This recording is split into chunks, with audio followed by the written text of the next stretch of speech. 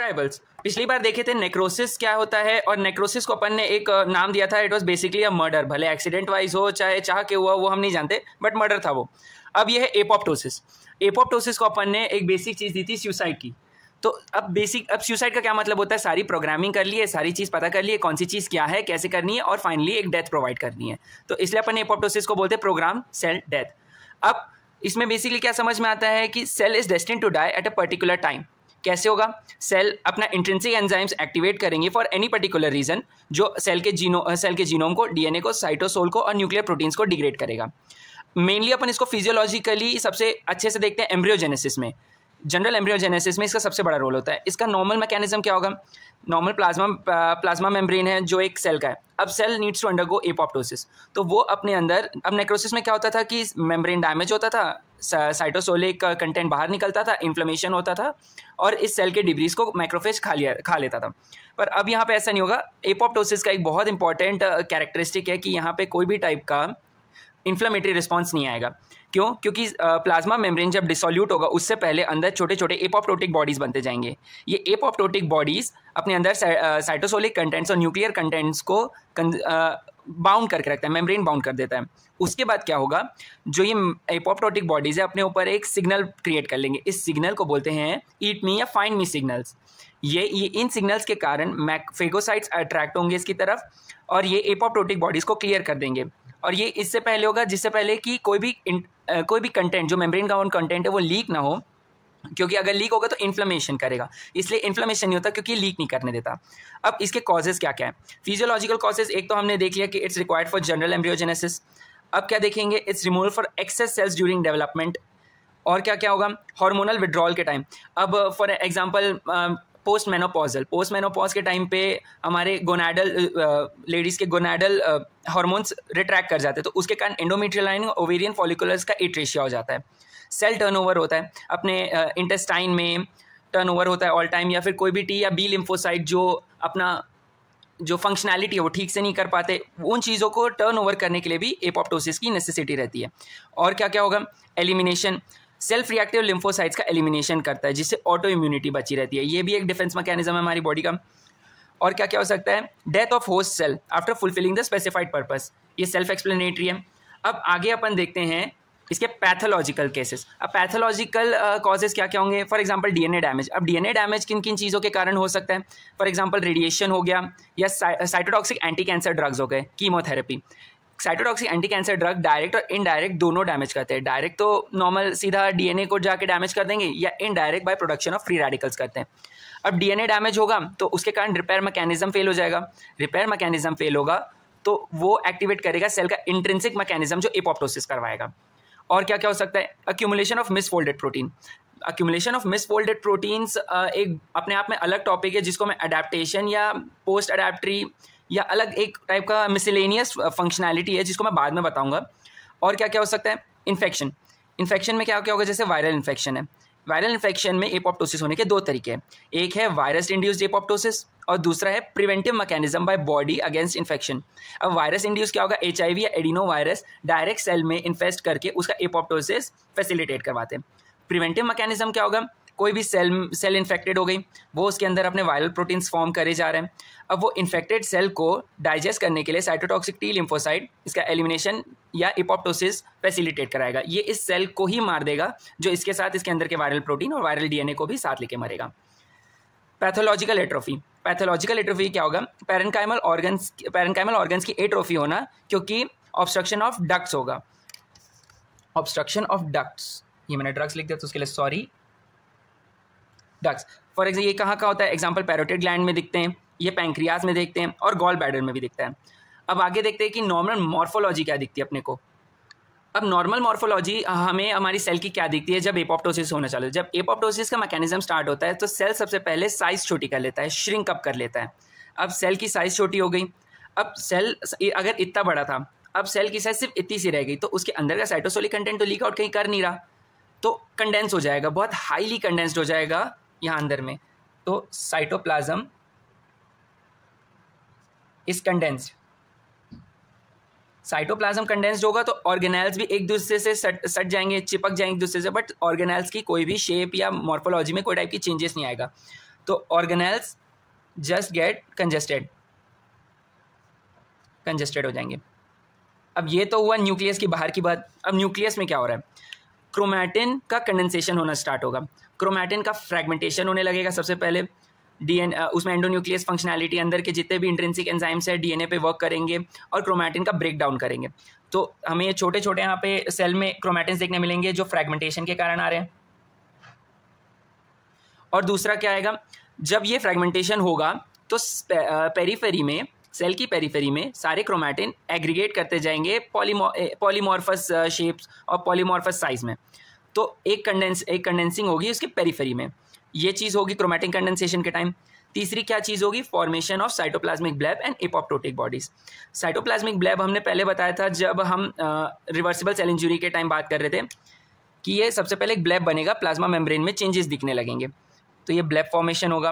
पर ये ब्लेब थोड़ा थोड़ा बड़ा होने के बाद ये जितने भी ऑर्गेनेल्स इसके अंदर और जो पेरीफेरी में क्रोमैटिन है उसको अंदर लेके एक पाउच जैसा क्रिएट कर लेगा। इस पाउच को अपन बोलते हैं एपोप्टोटिक बॉडीज। ये एपोप्टोटिक बॉडीज बाद में पिंच आउट होके अलग हो जाएंगे, जिनको बाद में मैक्रोफेजेस ईट अप कर जाएंगे। अब एचई स्टेन में हमें क्या दिखेगा, एचई स्टेन में हमें स्ट्रेट सिंपल दिख रहा है कि प्लाज्मा पूरा योसिनोफिलिक हो गया है सेल, क्योंकि जो साइटोप्लाज्म पूरी तरह कंडेंस हो गया है, और क्रोमैटिन भी फ्रैगमेंटेड और कंडेंस दिखेगा, फ्रैगमेंटेड और कंडेंस्ड ये दिखेगा। अब मैकेनिज्म ऑफ एपोप्टोसिस, एपोप्टोसिस हो कैसे रहा है। मैकेनिज्म ऑफ एपोप्टोसिस के दो तरीके हैं, एक है इंट्रिंसिक पाथवे और एक है एक्सट्रिंसिक पाथवे। दोनों में कैस्पेज का इस्तेमाल होता है। तो apoptosis is caspase mediated death. तो एपोप्टोसिस को अपन बोले रिजल्ट ऑफ कैस्पेज। कैस्पेज क्या है, एक प्रोटीएज है विच कंटेन्स सिस्टीन एंड ये प्रोटीएज लाइज करेगा आफ्टर एस्पार्टिक एसिड रेसिड्यूज। कोई भी प्रोटीन में एस्पार्टिक एसिड के रेसिड्यू के बाद ये लाइज करना स्टार्ट करेगा। अब एपोप्टोसिस के दो फेजेस होते हैं, एक होता है इनिशिएशन फेज, दूसरा होता है एग्जीक्यूशन फेज। इन दोनों के रेगुलेशन और बैलेंस के इन दोनों का रेगुलेशन होता है। इन दोनों का रेगुलेशन कौन करता है, वो बैलेंस जो एक प्रो एपोप्टोटिक और एंटी एपोप्टोटिक फैक्टर्स के बीच होगा। ये प्रो एपोप्टोटिक और एंटी एपोप्टोटिक फैक्टर्स भी प्रोटीन्स ही हैं, जिनके बारे में भी आगे बताऊंगा। अब माइटोकॉन्ड्रियल और माइटोकॉन्ड्रियल या इंट्रिंसिक पाथवे, अब दोनों टाइप के पाथवे जो है माइटोकॉन्ड्रियल और डेथ रिसेप्टर पाथवे जो कि एक्सट्रिंसिक है, ये थोड़ा कंफ्यूजिंग होता है सबके लिए, तो इसको इजी बनाएंगे। इजी क्या होता है, अब माइटोकॉन्ड्रियल या इंट्रिंसिक पाथवे समझ में आ गया, तो जो भी चीज़ होगी वो सेल के अंदर होगी, बाहर का इसमें कोई इंटरवेंशन नहीं होगा। तो सबसे पहले देखते हैं क्या होता है। हमारा माइटोकॉन्ड्रिया में सबको पता है कि दो मेम्ब्रेन होते हैं। अब आउटर मेम्ब्रेन में एक मॉलिक्यूल प्रेजेंट होता है जिसको बोलते हैं अपन BCl2 मॉलिक्यूल्स। BCl2 मॉलिक्यूल्स के मेन मेंबर्स कौन कौन है, एक है BCl2 फैमिली, एक है BClX1 फैमिली और MCl1 फैमिली। अब इनमें क्या होगा, BCl2 molecules are basically protector molecules या anti apoptotic molecules of the mitochondria. इसके दो मेन फंक्शंस हैं, जो जिसके अगर लॉस होता है, इन दो मेन फंक्शन का लॉस होता है, उसके कारण एपोप्टोसिस का प्रोसेस स्टार्ट होता है। पहला फंक्शन क्या है, it maintains the membrane impermeability. Membrane की इम्परमिएबिलिटी को मेंटेन करता है और मेम्ब्रेन की नेगेटिविटी को मेंटेन करता है। तो ये दो बहुत इंपॉर्टेंट कैरेक्टरिस्टिक है मेम्ब्रेन के, जिनके कारण एपोप्टोसिस हमारी सेल में नहीं होता। अब फॉर एनी एग्जांपल BCl2 का लॉस हुआ, तो अंदर जो इनर माइटोकॉन्ड्रियल मेम्ब्रेन है उसके सरफेस पे सारे प्रो एपोप्टोटिक प्रोटीन्स प्रेजेंट है। प्रो एपोप्टोटिक प्रोटीन्स कौन कौन से हैं, तो एक है साइटोक्रोम C जो ETC में मिलता है, एक है स्मैक या डियाब्लो। स्मैक का मतलब क्या है, सेकेंड माइटोकॉन्ड्रियल एपोप्टोसिस एक्टिवेटर या डियाब्लो भी बोलते हैं इसको। और दूसरा क्या है, एपोप्टोसिस इंड्यूसिंग फैक्टर्स। ये तीन इनर माइटोकॉन्ड्रियल मेम्ब्रेन में प्रेजेंट है। अब इनके कारण ही सेल में एपोप्टोसिस इंड्यूस होगा। अब क्या हुआ, BCl2 का लॉस हुआ, BCl2 का अपनी फंक्शनैलिटी लूज हुई, तो क्या होगा, हमारे सेल के अंदर दो चीज़ है, और वो दो चीज़ है बार्क्स एंड बार्क प्रोटीन। ये प्रो एपोप्टोटिक प्रोटीन्स है। अब क्या होता है, फॉर एग्जांपल BCl2 डैमेज हो गया या BCl2 की फंक्शनैलिटी लॉस हुई, तो ये बार्क्स और बार्क प्रोटीन ये दोनों क्या करेंगे, ओलिगोमराइज करना स्टार्ट करेंगे और कंडेंस होंगे इनर और आउटर माइटोकॉन्ड्रियल मेम्ब्रेन के बीच और एक चैनल क्रिएट कर देंगे। अब ये चैनल जो क्रिएट हुआ है उनके कारण हमारे जितने प्रो एपोप्टोटिक प्रोटीन है, साइटोक्रोम C, स्मैक, डियाब्लो और एपोप्टोटिस इंड्यूसिंग फैक्टर्स, ये सब रिलीज हो जाएंगे साइटोप्लाज्म में। साइटोप्लाज्म में आते ही ये एक्टिवेट कर जाएंगे और अपनी फंक्शनैलिटी स्टार्ट करेंगे। साइटोक्रोम C क्या करेगा, anti apoptotic protease activating factor 1 से कंबाइन होकर कैस्पेज 9 को एक्टिवेट करेगा। कैस्पेज 9 आगे जाके एग्जीक्यूशन फेज के कैस्पेजेस को एक्टिवेट करेगा। एग्जीक्यूशन कैस्पेज कौन कौन से? कैस्पेज 3, 6 या 7, ये सारे एग्जीक्यूशन फेज के हैं। तो आगे क्या देखने मिलेगा? Smack Diablo. स्मैक का हमने नाम पर समझ लिया, सेकेंड माइटोकॉन्ड्रियल एपोप्टोसिस एक्टिवेटर। ये क्या करेगा? साइटोप्लाज्म में एंटर करेगा और जितने भी इनहिबिटर्स ऑफ एपोप्टोटिक है उन पे बाइंड करके उन्हें इनएक्टिवेट कर देगा, ताकि एपोप्टोसिस को कोई भी साइटोप्लाज्मिक स्ट्रक्चर रोक ना पाए। ये काम करता है। तो हमारे एंटी और प्रो एपोप्टोटिक फैक्टर्स ये चीज़ कर कैसे लेते हैं, इन्हें पता कैसे चल रहा है ये चीज़ हो कैसे रहा है? क्योंकि इन दोनों में एंटी एपोप्टोटिक और प्रो एपोप्टोटिक फैक्टर्स में कुछ होमोलोगस होते हैं जिनको बोलते हैं BCL homologous. BCL homologous anti apoptotic factors में 4 होते हैं, BH1, BH2, BH3 and BH4। इनके ये सेंसर्स हैं जो एंटी एपोप्टोटिक फैक्टर्स को सेंस करके एपोप्टोसिस को रोक के रखते हैं। और वैसे ही प्रो एपोप्टोटिक फैक्टर्स है, फॉर एग्जांपल बाक या कुछ रेगुलेटेड एपोप्टोसिस इनिशिएटर्स है जो एक स्पेसिफिक टाइप के हमारे जितने स्टिमुलस है उनको सेंस करके इसे एज अ सेंसर काम करते हैं और बताते हैं कि हमें एपोप्टोसिस करना पड़ेगा। इसमें सेंसर्स कौन कौन से हो सकते हैं? For example misfolded protein accumulation या फिर एंडोप्लाज्मिक रेटिकुलर स्ट्रेस, इन सब के कारण ये एक्टिवेट होंगे। और इनके अंदर सिर्फ एक ही BH होमोलोगस होता है, BH3। 1 नहीं, 2 नहीं, 4 भी नहीं, सिर्फ 3 होता है। और बाक्स एंड बाग जो प्रो एपोप्टोटिक है उनके अंदर 1 to 3 रहता है, 4th नहीं होता। तो इनको अपन इन जनरल बोलते हैं BH 1 to 3, और एंटी एपोप्टोटिक को हम बोलते हैं BH 1 to 4, और रेगुलेटेड एपोप्टोटिक इनिशिएटर्स को बोलते हैं BH3 ओनली प्रोटीन्स। तो ये सब एक्टिवेट होंगे। इन सब के एक्टिवेशन के कारण ही एपोप्टोसिस अंदर चलेगा। अब जितने भी BCL2 मॉलिक्यूल्स का प्रोडक्शन होता है वो प्रोडक्शन होता है क्योंकि हमें सर्वाइवल इंस्टिंक्ट्स मिल रहे हैं या फिर सिंथेटिक स्टिमुलेशंस मिल रहे हैं, उनके कारण BCL2 मॉलिक्यूल्स बन रहा है। तो BCL2 मॉलिक्यूल्स बनना कब बंद हो जाएगा? लॉस ऑफ सर्वाइवल सिग्नल्स नहीं आएगा तो DNA या तो डैमेज हो जाएगा या फिर एंडोप्लाज्मिक रेटिकुलर स्ट्रेस हो जाएगा। ये है इंट्रिंसिक पाथवे। अब हम देखेंगे कि क्या है एक्सट्रिंसिक पाथवे। अब एक्सट्रिंसिक पाथवे बहुत लोगों को थोड़ा कंफ्यूजिंग लगता है, तो पर एक्चुअली ये बहुत सिंपल चीज़ है, इसको एकदम सिंपल लॉजिक में देखेंगे। एक्सट्रिंसिक पाथवे के लिए एक सबसे इंपॉर्टेंट चीज़ है डेथ डोमेन।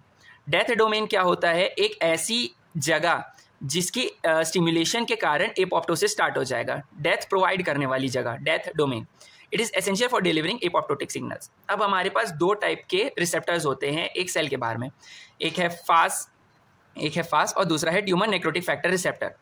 ये दोनों हमारे एपोप्टोसिस को रेगुलेट करते हैं, पर इनको रेगुलेट करने के लिए इनका एक्टिवेशन ज़रूरी है और ये लाइगेंड मीडिएटेड है। इनमें अगर कोई भी टाइप का लाइगेंड इनमें इनका स्पेसिफिक लाइगेंड अगर आता है और बाइंड करता है तो इनका फंक्शनैलिटी स्टार्ट हो जाती है। अब फास का डेथ डोमेन को क्या बोलेंगे? फास एसोसिएटेड डेथ डोमेन। और ट्यूमर नेक्रोटिक फैक्टर रिसेप्टर के डेथ डोमेन को क्या बोलेंगे? Tumour necrotic factor receptor associated death domain, या TRADD, ट्रैड एंड फैड, ऐसे करके नॉर्मली याद कर सकते हैं। अब क्या हुआ? फास्ट लाइगेंड आया और यहाँ पे फास्ट रिसेप्टर के साथ जुड़ गया। अब नॉर्मली चीज़ क्या होगी? समझिए ये एक फास्ट रिसेप्टर है और लाइगेंड आया और इस पर अटैच किया। अब क्या होगा? ये एक अकेला 3 और लोगों को बुलाएगा, चाहे 3-4 और लोगों को बुलाएगा और एग्रीगेट कर लेगा। ये एग्रीगेशन के कारण क्या हो रहा है? जो फास्ट का एक सिंगल डेथ डोमेन था पहले, बस वो और इंक्रीज हो जाएगा। ये बहुत सारे डेथ डोमेन फॉर्म कर लेगा, ये पूरे। अब ये जो डेथ डोमेन्स हैं ये जब एक दूसरे के साथ मिलकर एक बड़ा एग्रीगेट बनाएंगे, एक बाइंडिंग साइट क्रिएट कर देते हैं अपने अंदर। ये बाइंडिंग साइट में हमारे प्रो कैस्पेज 8 और 10 आएंगे, उसमें अटैच करेंगे और एक्टिवेट होकर बाहर निकल जाएंगे। तो जो चीज़ बाहर निकली वो है एक्टिवेटेड कैस्पेज 8 और 10। अब एक्टिवेटेड कैस्पेज 8 और 10 कैस्पेज 3, 6 और 7 को स्टिमुलेट करेंगे, सेम जो इंट्रिंसिक में हुआ था। इंट्रिंसिक में भी कैस्पेज 3, 6, 7 के थे, बस वहाँ पे एक्टिवेटर कैस्पेज 9 था। यहाँ पे कैस्पेज 8 या 10 होगा। अब कैस्पेज 3, 6, 7 अंडरगो सेम एग्जीक्यूशनरी पाथवे जो इंट्रिंसिक में जा रहा था।